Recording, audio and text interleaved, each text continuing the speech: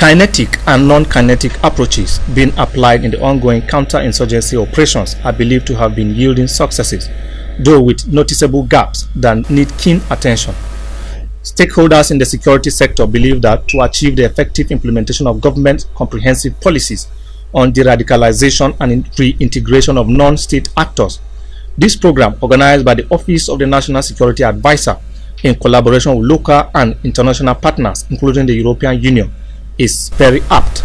The objectives of this workshop, therefore, are to understand the basic concepts, strategies, and approaches of DDR, identify key requirements for successful amnesty, deradicalization, and reintegration program, including but not limited to initiating the design of a robust DDR strategy. To also identify amnesty, deradicalization, reintegration planning process, and how it contributes to stability, peace, and development. The partners stressed their willingness to share knowledge and collaborate in Nigeria in the realization of the set objectives.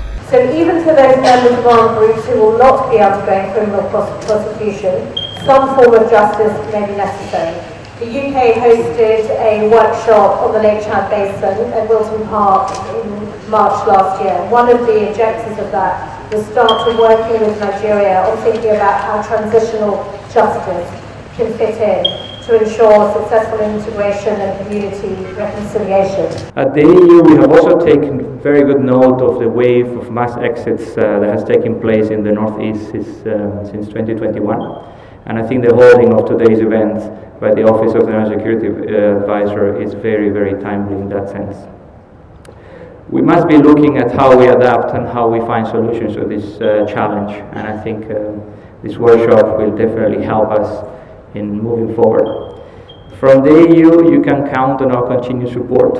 While these efforts are aimed at finding lasting solutions to security challenges, the platform advocates prosecution of criminals to serve as deterrent to those who will still intend to go against the state.